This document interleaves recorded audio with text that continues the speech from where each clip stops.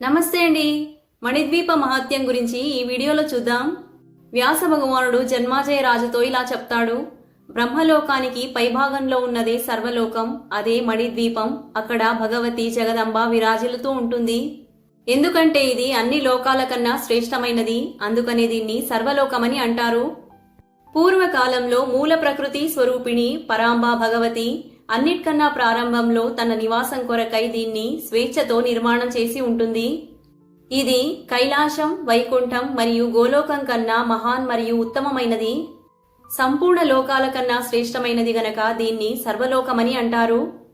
ముల్లోకాలలో దీనికన్నా అందమైన స్థానం ఇంకోటి లేదు అని అంటారు.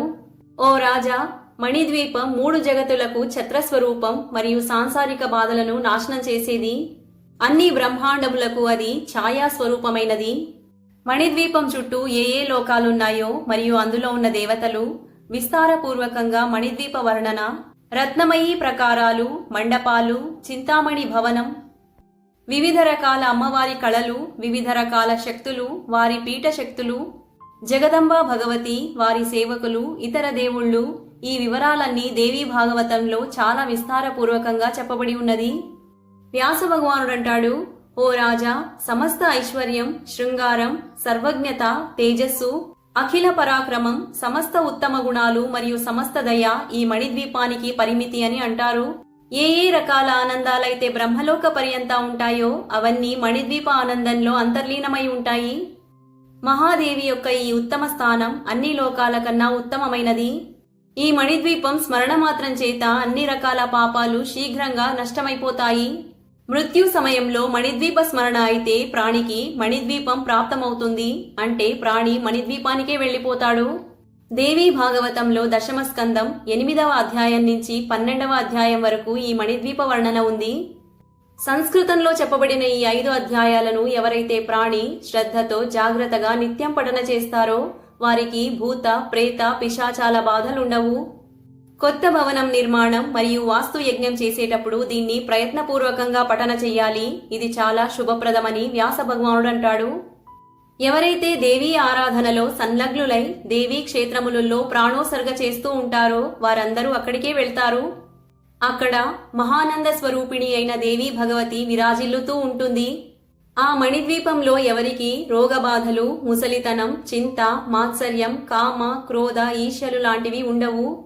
అక్కడున్న అందరూ జీవులు యువావస్థలో సంపన్నులై స్త్రీయుక్త మరియు వేల కొద్ది సూర్యులతో సమానంగా ఉన్న తేజస్సు గలవారై ఉంటారు. వారు శ్రీ భువనేశ్వరి దేవిని నిరంతరంగా ఉపాసన చేస్తూ ఉంటారు.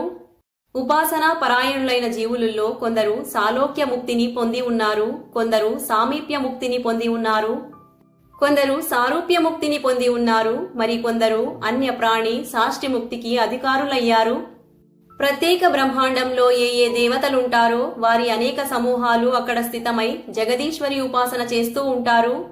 మూర్తిమానులై 7 కోట్ల మహామంత్రములు మరియు సమస్త మహావిద్యలు, ఆ సామాన్య అవస్థలో ఉన్న కారణ బ్రహ్మస్వరూపిణి మరియు మాయాశబల విగ్రహాన్ని ధారణ చేసిన కళ్యాణమయీ భగవతి ఉపాసనలో తత్పరులై ఉంటారు.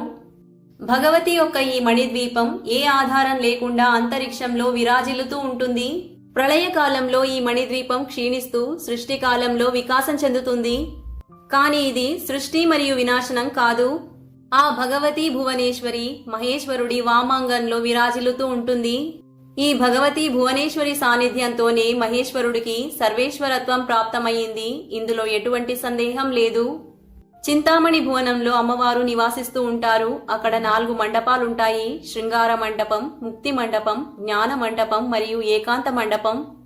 శృంగార మండపంలో శ్రేష్టమైన దేవతలందరూ అక్కడ స్థితమైన జగదంబను చుట్టుముట్టి ఉంటారు మరియు సదా దేవతలు అక్కడ మధురవాణితో గానం చేస్తూ ఉంటారు.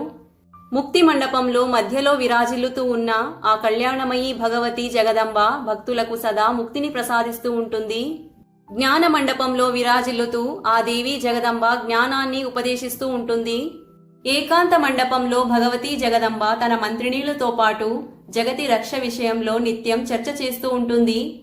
ఆ భగవతి సమస్త శృంగార వేషముతో సంపన్నమై లతలతో సమానంగా అత్యంత కోమలమైన అంగాలతో సమస్త సౌందర్యానికి ఆధార స్వరూపం మరియు నిష్కపట కరుణాభరితంగా ఉంటుంది అని వేదవ్యాసుడంటాడు.